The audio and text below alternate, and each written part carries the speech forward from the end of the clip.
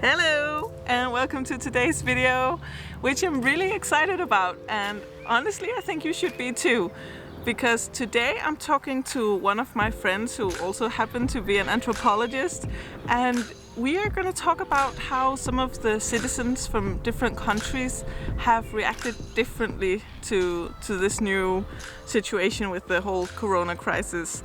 And we are also going to talk about to what degree we think that the corona crisis will fundamentally change society, and also briefly touch upon what changes we would like to see happen as a reaction to our current situation.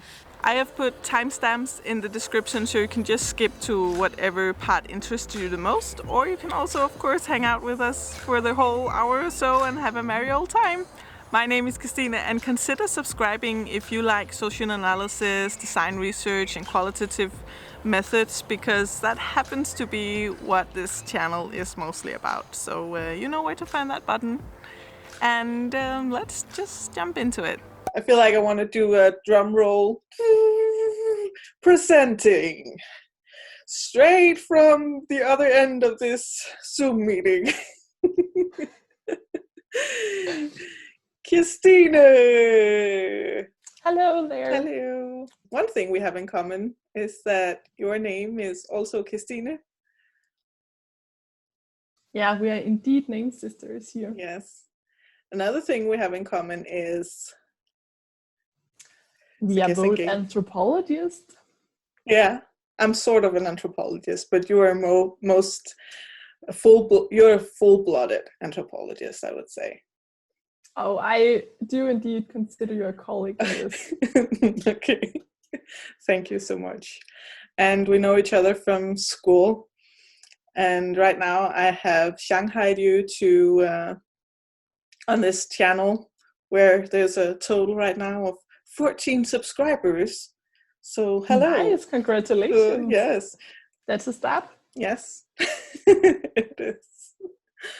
But yes, I shanghaied you to this video because I really enjoy your perspectives on things, life in general, but also anthropological things. Just to start off with, I want to check in with you in regards to where you're at and how you're dealing with this corona situation. Yes, thank you. And thank you for having me join you at this. I'm at home, like most people. I also work at home in these times. And my task has been very different in these weeks, because I normally look at people's behavior and do interviews and follow people around doing their jobs, but I cannot do that right now. So I'm at home and doing more like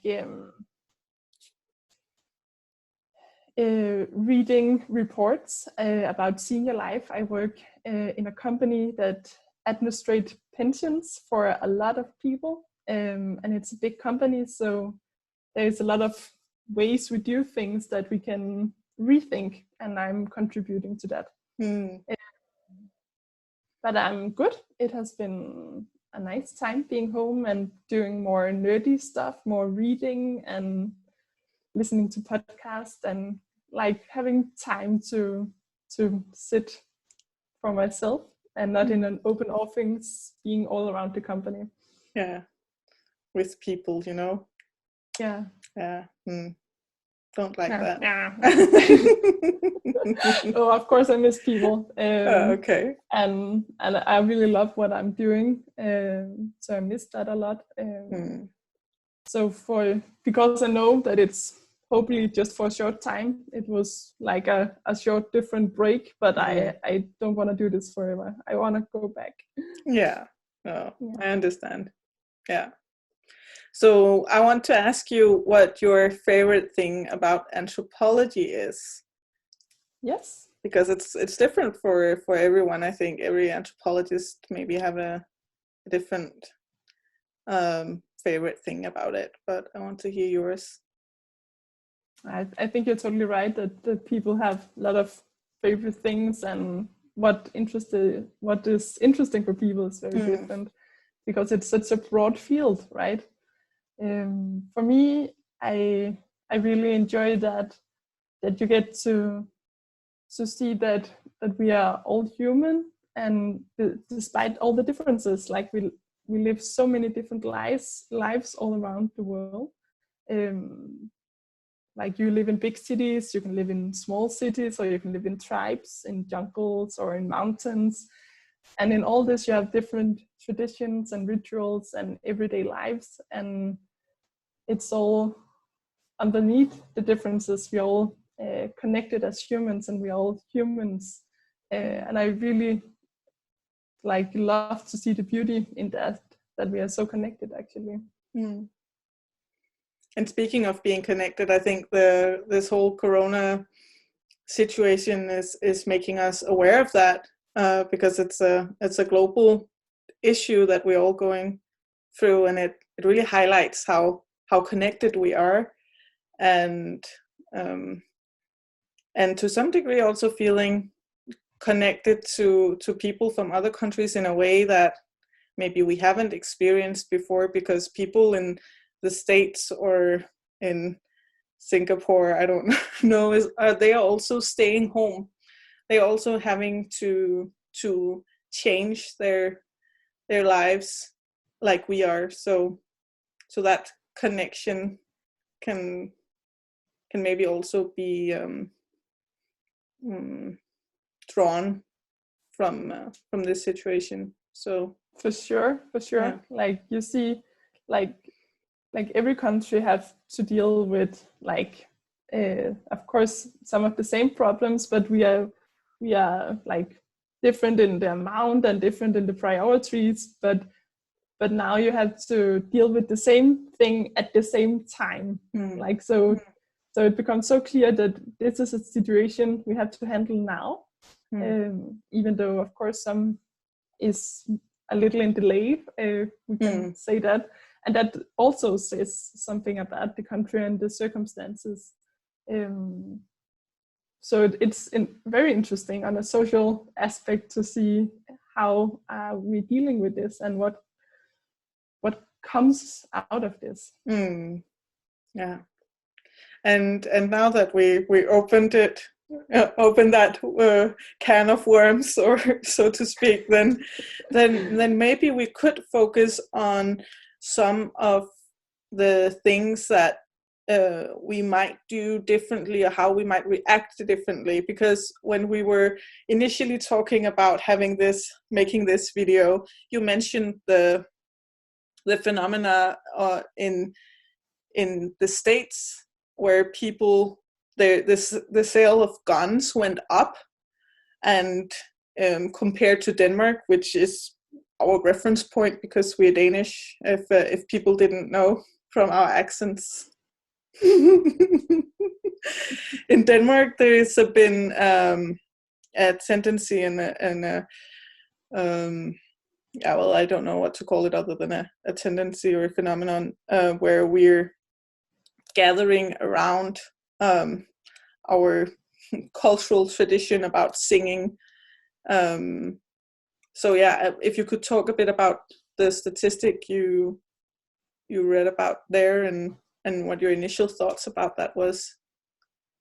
Yes, I think it's really super interesting that during the last couple of weeks there have been an increase on 30% on guns and weapons in the States, and many places have been sold out of weapons, because this was of course mainly in the beginning, because people were very afraid of what was going to happen, and I think it was a clear sign of all the fear that was present in the situation in the States.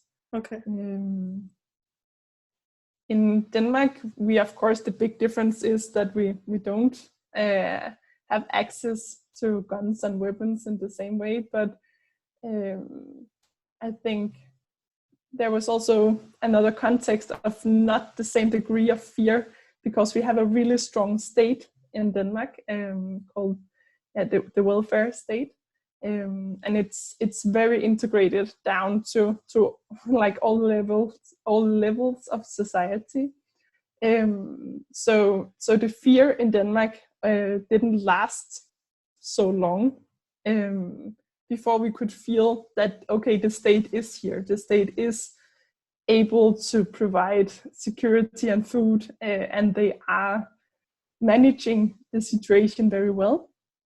And then you can relax. And then another tendency, as you said, came forward very, very clearly and very early, that we sing together. And we have like a songbook made especially for this, where we have all our like common songs. And I know also that a lot of the Nordic countries, they don't have the same strong song traditions as we have, actually. So it's a very Danish phenomenon, that we go back to singing together in this way. Yeah, in our way of protecting us from the virus, or Yes, yes. But so maybe, like, of course, as you said, one reason why the States, or we saw a increase in sales of guns in the States is first of all because they have access to it, and a much more like a culture around guns. Also, of course, that differs within the States also because it's such a huge country, but so they have access and we don't. But to what degree is the fear base is do you think there, not that I expect you to have like a study like that, you have studied this at all, but is there fear prolonged because the state has been more, I guess that's what you concluded before, that their state is more they can't trust the same way in the state that they will provide the security they need, whereas in Denmark, okay, it was an initial shock, but we know that, okay, we'll get our pay. We have systems in place that will already take care of that. And I also actually read an article that the approaches we especially see in countries where we have a fundamental welfare system, that the way of dealing here is that we trust and we use that welfare system and we expand it to also cover us in a situation like this. Whereas in the States, where the welfare system is not as broadened, maybe broadened or fundamental in the same way, people are given a certain amount of money from the state that is like a finite number that they get once and to sustain them through this crisis, but it's not a prolonged foundation thing. It's like a one cash out yes, monetary security they get there. Anyway, I don't know where I started in this thing and if there was a question in there, but what I had been thinking about is that as I mentioned when we talked about this meeting, about the Maslow's hierarchy of needs and to what degree that plays in here, because you could initially argue that, well, this is a clear example that here we in Denmark we feel our physical needs and our basic safety is taken care of, so now we can focus on singing together and like the social needs and the feeling of community here. Whereas in the States, those like basic needs with can I pay my next rent because I don't have this state security under me, so that the basic needs, that they are not met, and that's why it can seem so extreme to turn to guns in this situation. Of course, that is one argument. I think there's more into it than that, and I'm a little skeptical actually about the pyramid, because I think we have many examples of people being able to not having their basic needs met and still acting on some of the other needs that are placed more high up in the pyramid. So I don't think it's so easy to put it in that way, because sometimes even if you're starving and you don't have food, you will be willing to engage in some kind of play or in some kind of self-work, not all the time, and it's not like black and white, but I just think we have to put more nuances into the understanding of that we can use some of the different needs, even though we are in a very a hard situation. Yeah. I think it's, I have heard a couple of journalists talk about like the situation in the States, and it is just like a very different mentality around, is the state able to protect us and manage this situation, and that's why it becomes more upfront value, that you have to protect yourself by having enough weapons if things gets out of hand. They have a more close connection to a feeling of anarchy, because it is like a big country with many states, and it's a different mentality around the expectations to the states than we have in Denmark. So I think that makes some of the reasons why we act so differently in this. Yeah, so our different way of reacting as citizens of the different nations also has to do with the whole political system of it, and we have, it's so different from the two, and that influences how we also react, and the trust we have in the state also. Very much. Yeah, and that's another thing that I don't know if you've heard, that in the States right now, some people, and I know it's probably a minority, but they're protesting now that they have these stay-at-home orders, and the they don't believe that it's true, that yeah, both conspiracy theories about where this whole coronavirus comes from, but also that they think it's a limiting of their basic freedom, that they have to stay home and they can't gather in groups. So now they're protesting, and people are meeting up in groups and saying, even if you're sick, come and join us, because it's your right. So they're really pressing this individual right to do what you want as a person, and not taking that collective responsibility that one might argue that is called for right now, but for some people that responsibility is not trumping your individual right to do whatever you want. So people over there are protesting it now, and we're not seeing that kind of reaction in Denmark. Not in the same scale. I think maybe like in small amounts, people are, of course, there are some people who are skeptical and not obeying in the same way. But I think it's, for me, I have tried to get my head around this as well, because it is very important democratic rights that has been changed. But I have a very deep trust in the authorities that we have here in Denmark.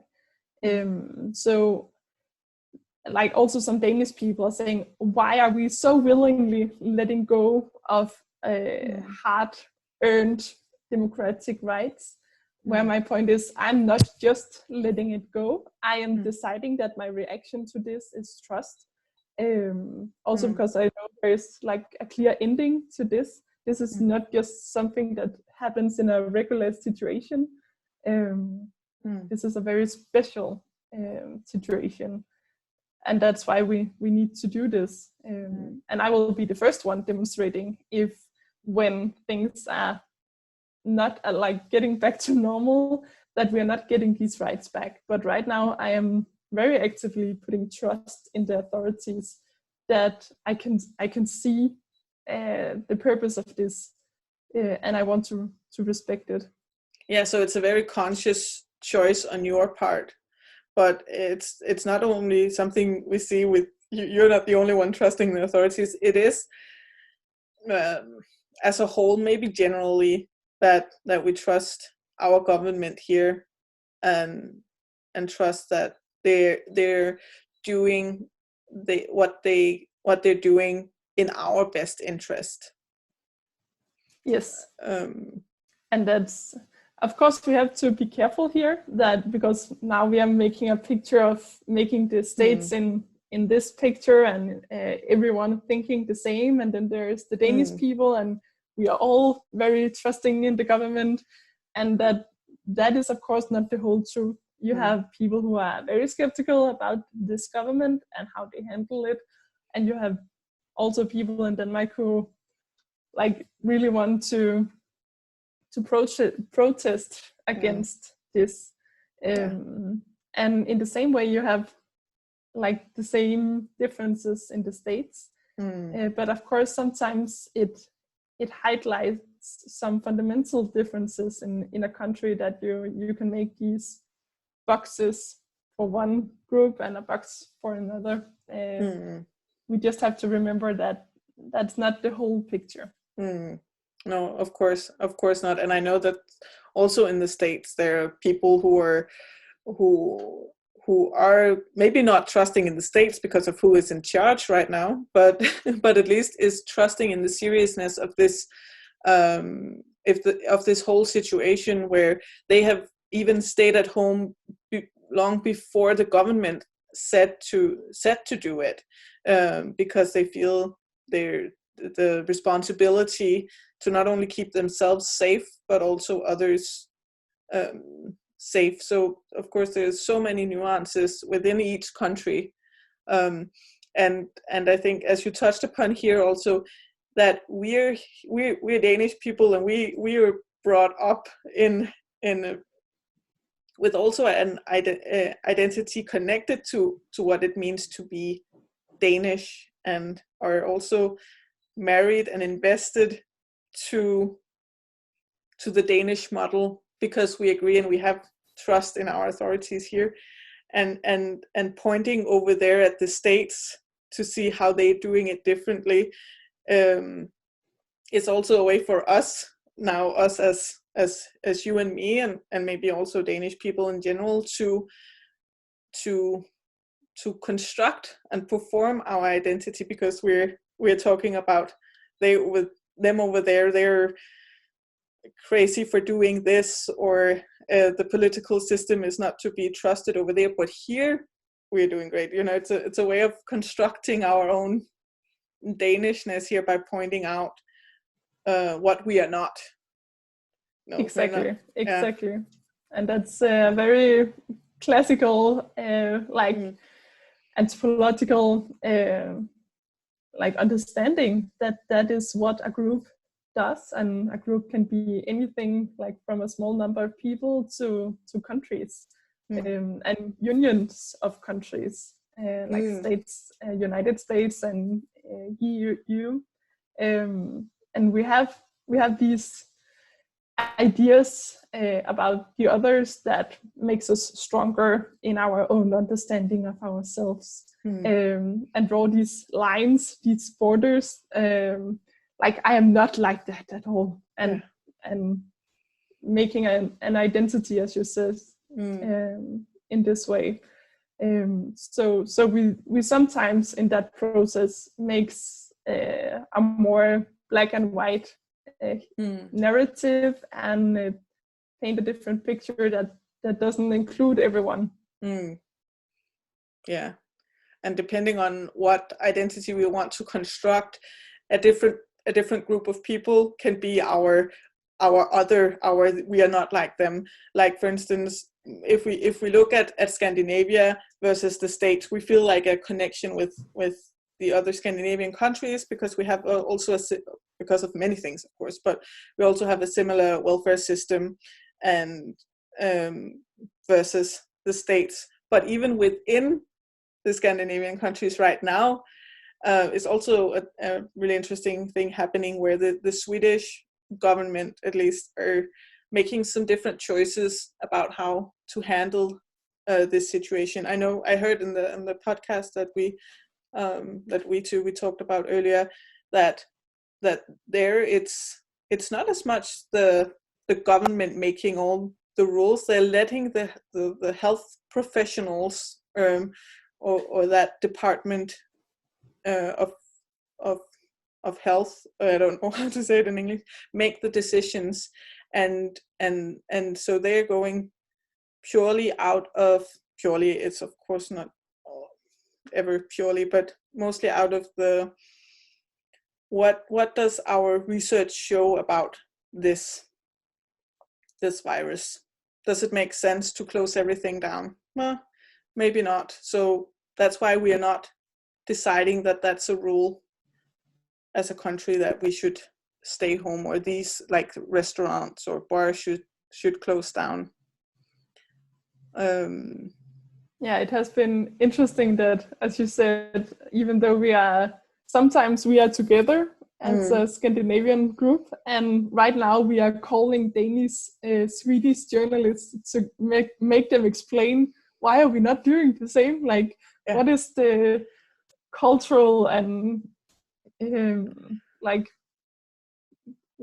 cultural and historic differences that could explain why we do it differently. Yeah. So it's super interesting but I think it's, as you said, they also have a different political system. They deal with it in another way. So that's definitely the reason for some of the differences. And then we also need to make the distinguishment. I don't know how to say that.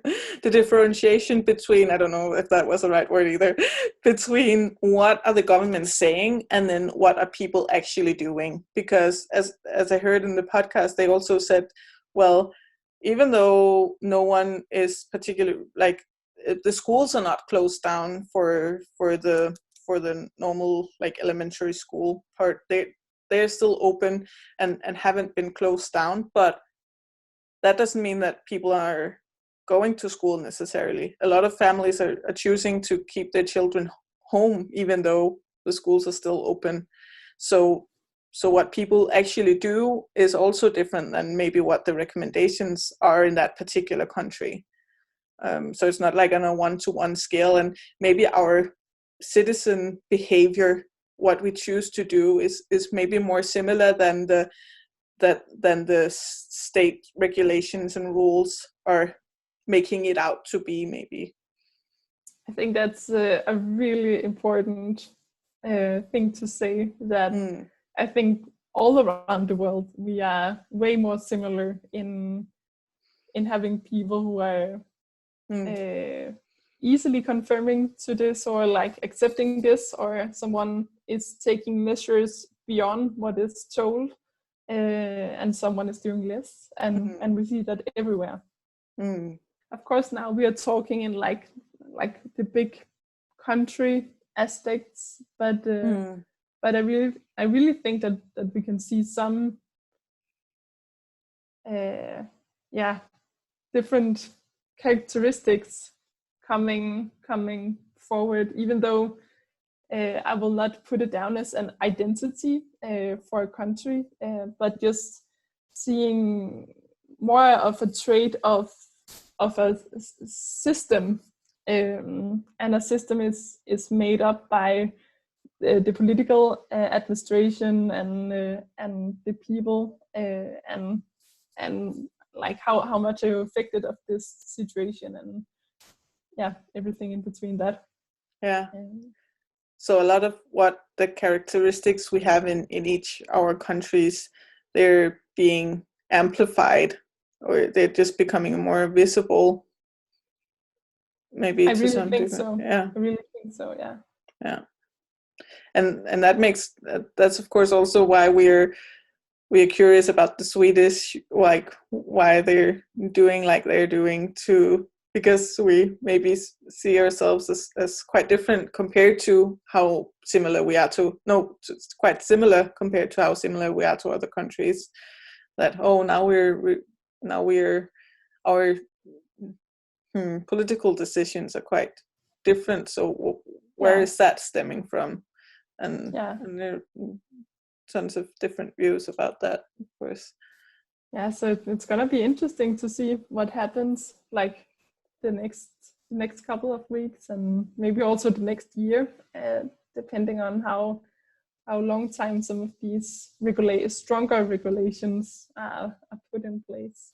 We also had a talk about like how, like, will there be any permanent impact like created by these circumstances, and some are arguing that there will be, that it changes our mentality around health and viruses, or the way we work, or there are many different ideas about if there would be some kind of permanent change after this. Right now, I don't think that there will be so many permanent changes. Actually, I think we will easily get back to our old habits when we are allowed to go back to work and allowed to see families and friends more. You have like some of the crises, like wars and year-long pandemics we have had, because they have lasted a couple of years. I think they put a bit stronger change than I believe right now. I think people will start flying again, going on vacations. Maybe not this summer, but eventually soon again we will go back to the old habits.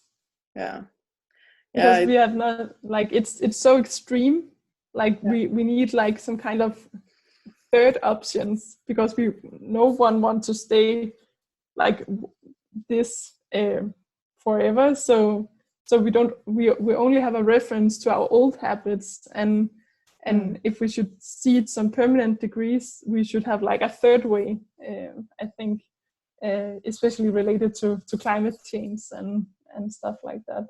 And we don't have that put out yet. Like a third way of doing things, an alternative option to what we've done before and what we're doing right now. Yeah. So what you're saying is that we would need guidelines for that, or would we find that third way along the way, or how would that come about?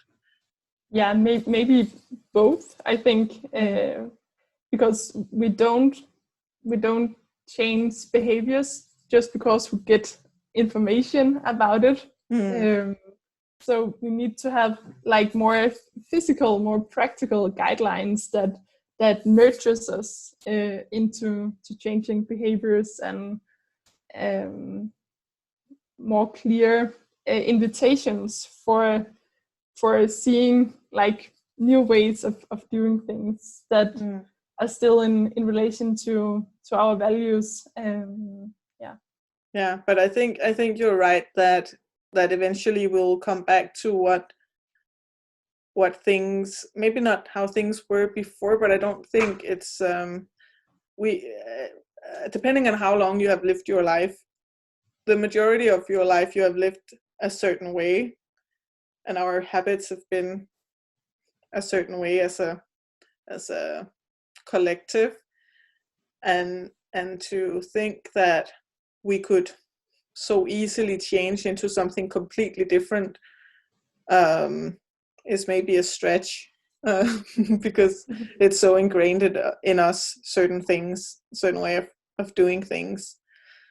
Even though it was funny to see that there was this hairdresser who decided to just the night before she had to close down, she decided to keep her shop open. so people could get a last haircut, and like people went out of their way to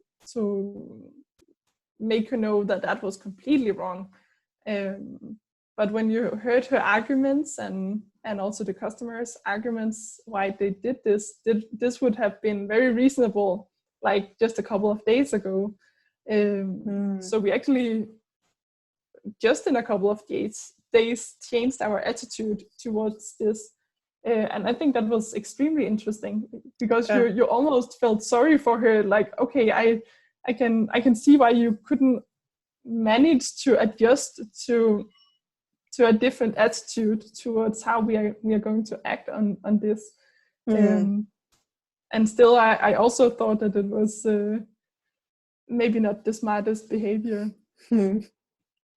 Yeah, but also interesting how of course the context that suddenly we have this situation, and then suddenly getting a haircut is like whoa, are you sure you want to get a haircut? Like, you're putting everyone at risk for getting this haircut.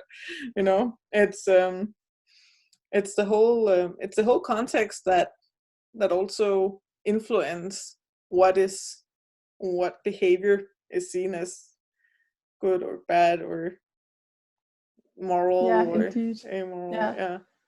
And it's very new for us that, like, at least in our age and actually for like last, like since the war, we have not been in a situation where we so strongly need to take a collective responsibility for our health, because we put everyone else at risk, not just ourselves.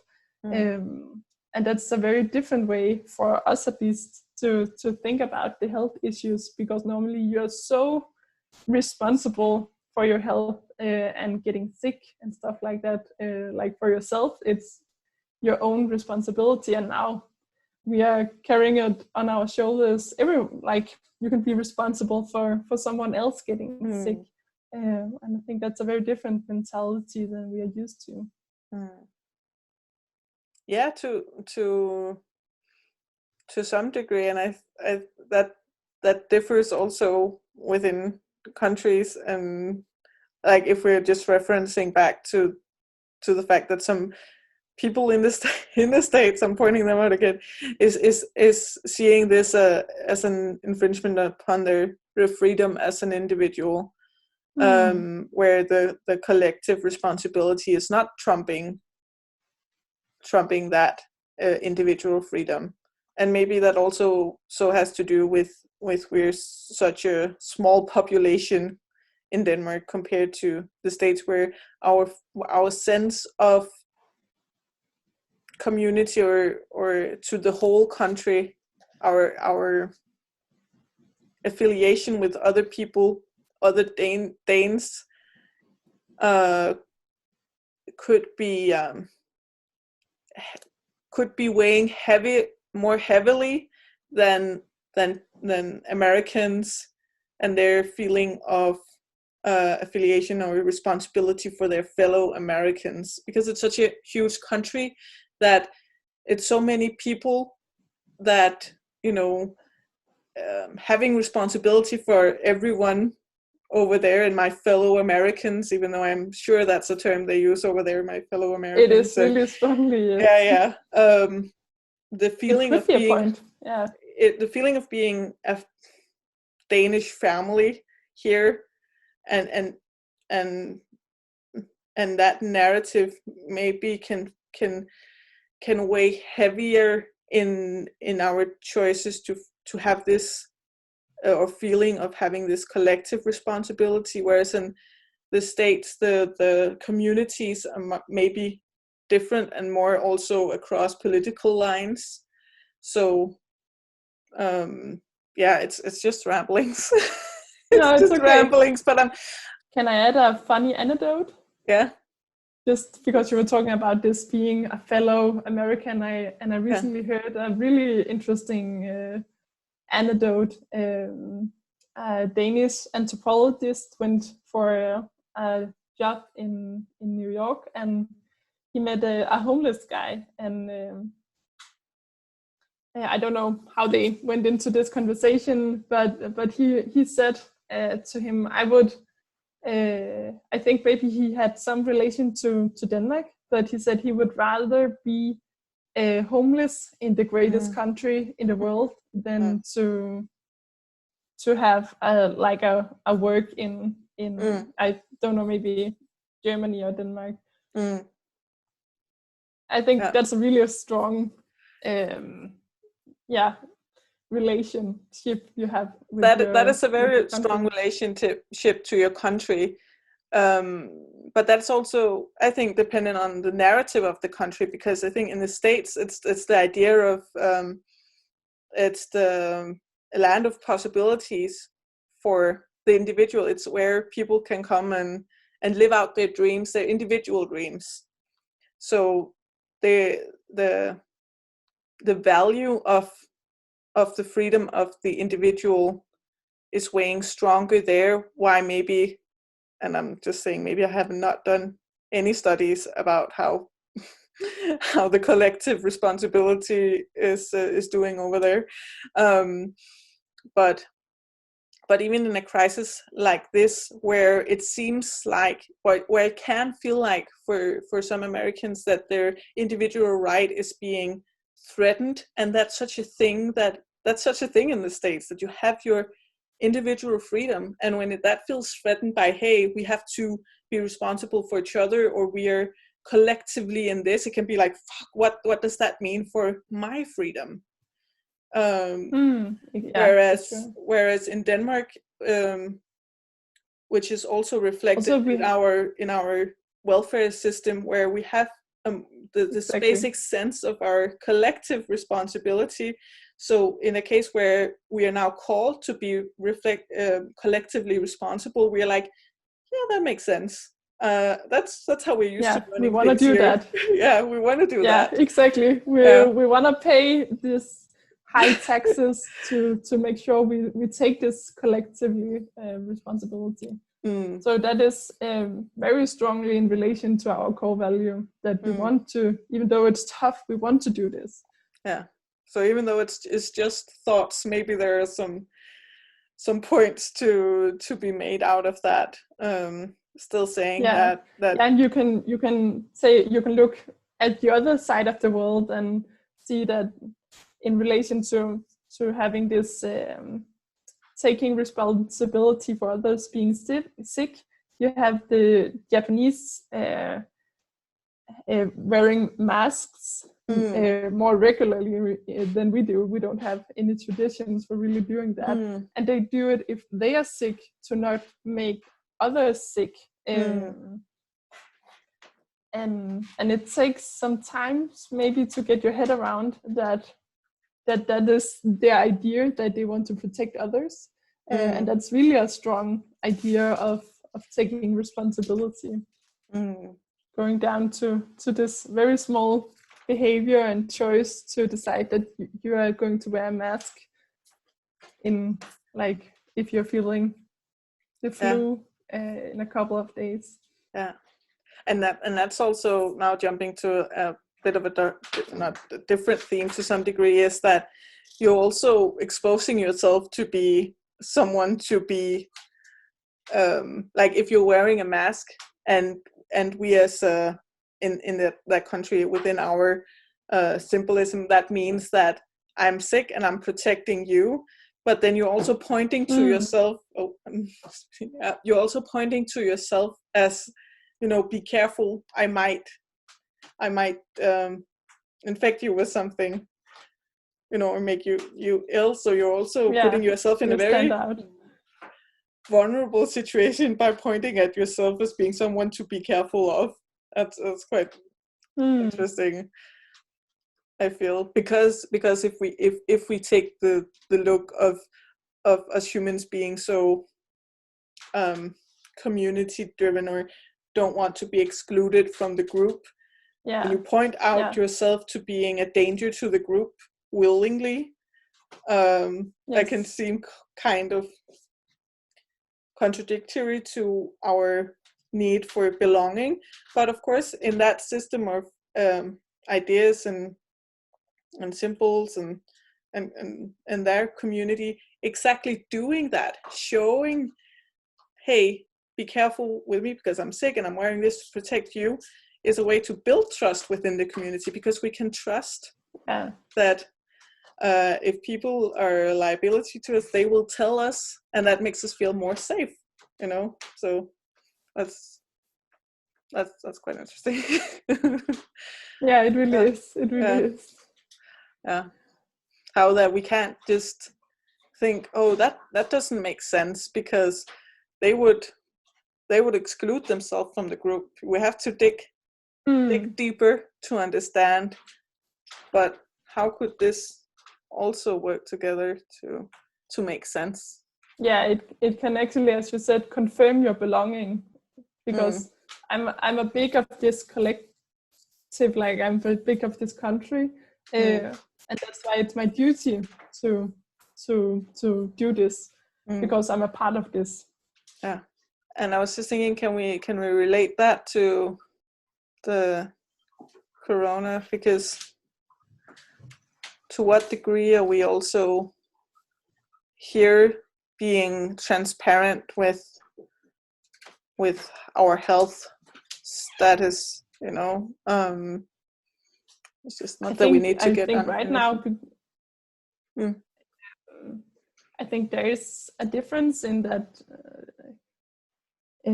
Before, people would have a tendency to go to work if they were just a little bit ill. They would still go to work. And now, if you're just a little bit ill, you will most certainly stay home and will not be it will not be seen as you being strong if you come to work being ill.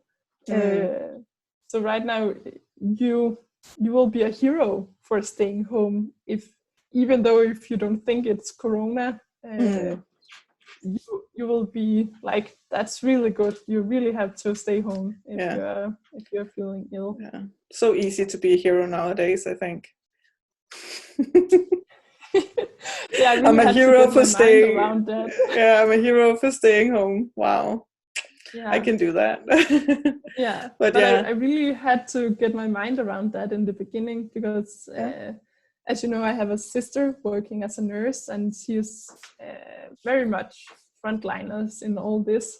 And I feel like she was doing something, contributing and really working, and I was staying at home and also working, but I wanted to do something, and it was very hard to see that just as the trust I put actively in the authorities, it was a productive, active choice to stay home. That was my contribution, so that people who needed to go to work could go to work more safely.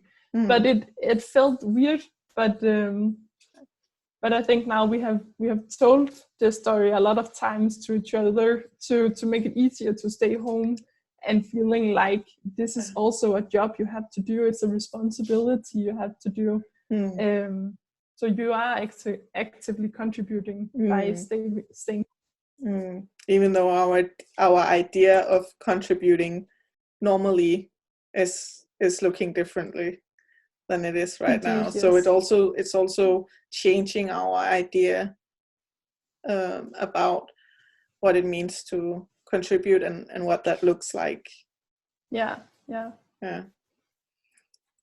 for sure. Yeah, and then we could go into all the ideas of pseudo work, and people like getting new ideas of like who is actually contributing at a workplace, who is important, and what kind of tasks actually needs to be done, because right now we are only doing like the most fundamental stuff. And so I think it's a very interesting time to see how our company is doing, and how will they maybe change after this, because new things have become clear in these times. Yeah, that we could do things, like we're doing some things that are maybe not effective, or like it needs to be done in the way that we're doing them right now. It's a great time for constructing some of the ways we organize, of course. But it's also interesting that even though we're right now doing what is most important or essential, or what can be done or what needs to be done, we're doing that. That doesn't mean that everything else we also do within work or within our daily lives are not important, because life is not just about the practicalities, and what we contribute with can be so much else than just making society run or work safely. Then we move up, if we're talking about Maslow's hierarchy of needs, we're moving up to we also need to be social with each other. We also need art and going to have experiences with each other, because it gives our lives a sense of meaning, that we have those things that might not be essential for us to actually live like in our bodies and function in that sense, but all the other things are also so valuable for our lives, and we can't forget that, even though right now we are cutting down on all these things. Yeah, for sure. Like, this has really shown how much culture is not an add-on to our life, but is the way we live. Like, we live through culture. It's really a medium to handle all kinds of good and bad and easy and hard times in life. So fundamental, and that was an interesting debate in here in Denmark, that it took some time before we started to talk about culture and the contributions culture have, and how much it means to us. But I think now we can really see how much we need all this, in many aspects, from musics and movies and arts and radio and books and papers, and however you can do it. Yeah.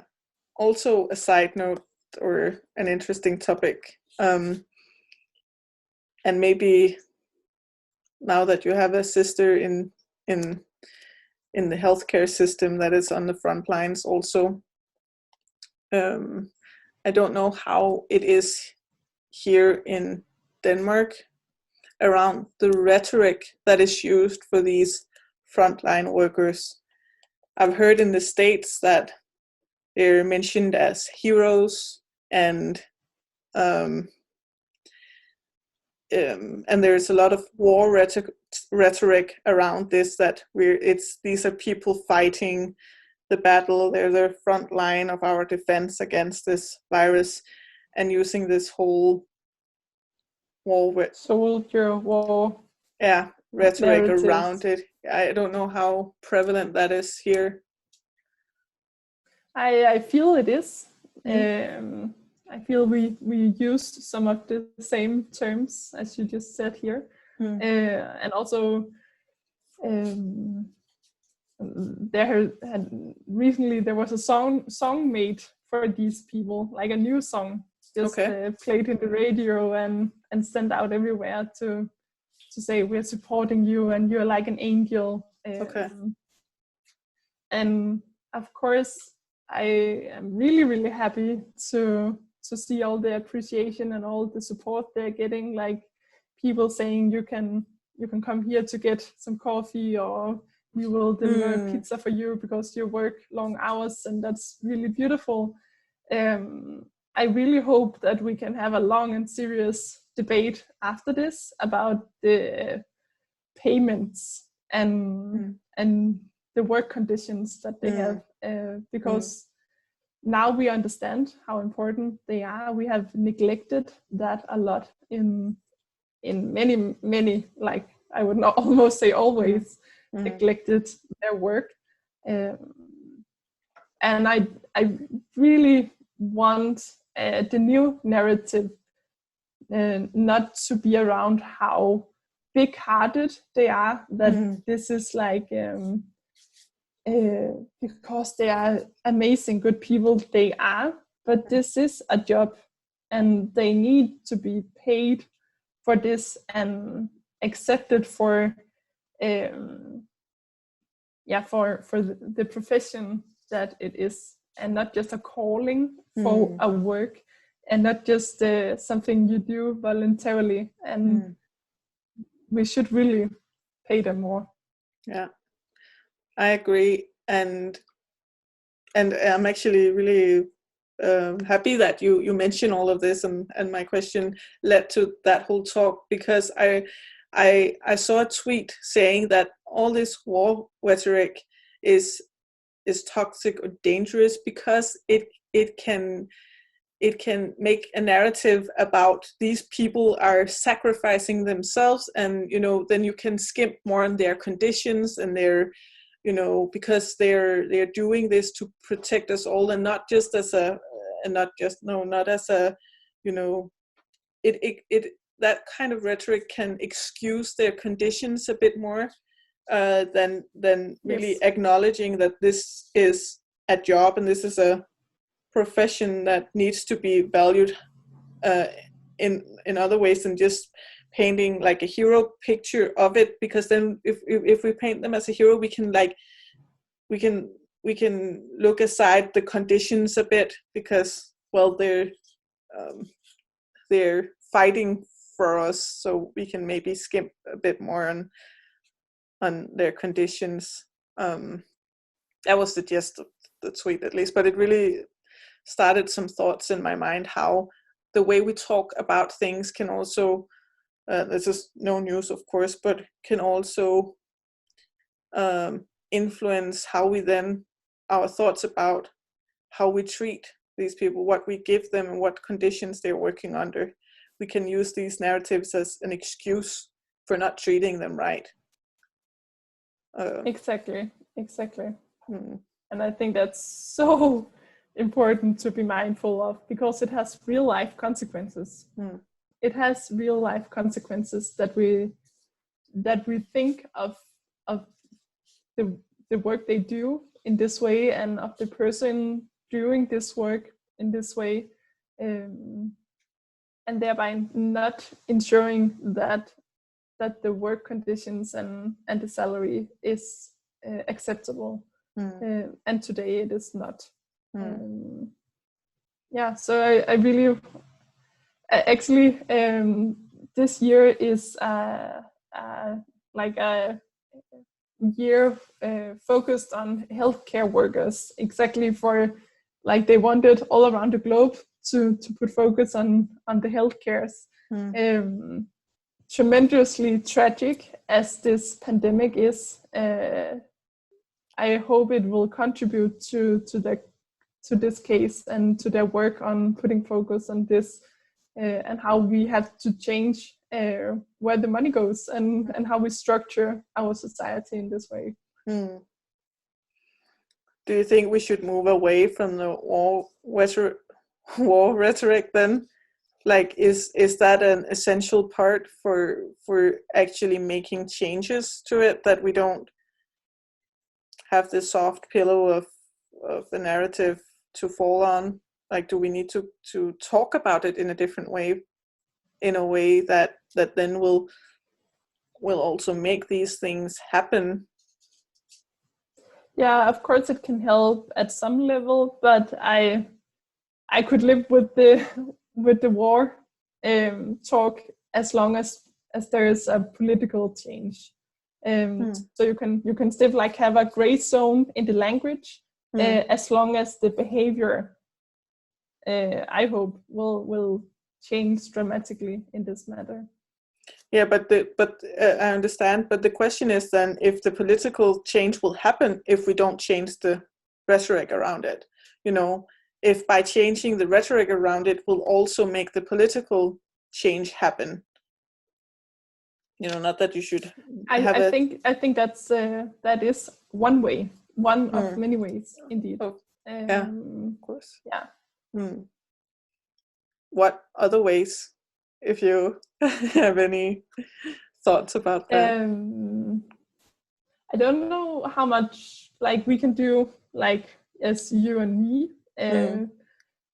There is a lot of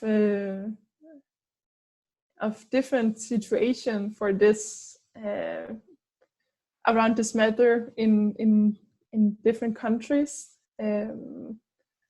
Yeah, so I think it's very hard to say, for me at least right now, something general about it. We have to change a lot of thinking about what it means that women are working this way, and what does it mean to take care of people.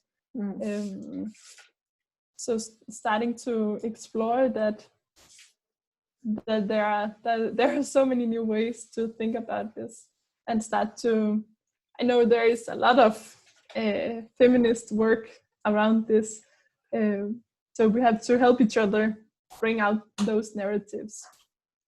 Okay, and that's things we can do.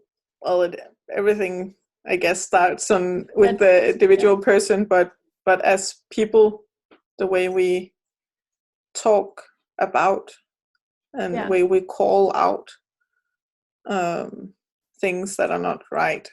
Yeah, because the question is if no one used this opportunity to say, hey, should we rethink how we prioritize and distribute the money here? Should we rethink that? If no one says that, then maybe we'll just go back to the old ways. Yeah. So it needs to be spoken and expressed in one way or the other, and then even from then there's I think even from then right. Even from then there's a long way to making political changes. Sometimes the road is long. Maybe. I think maybe we could also change that. Maybe we don't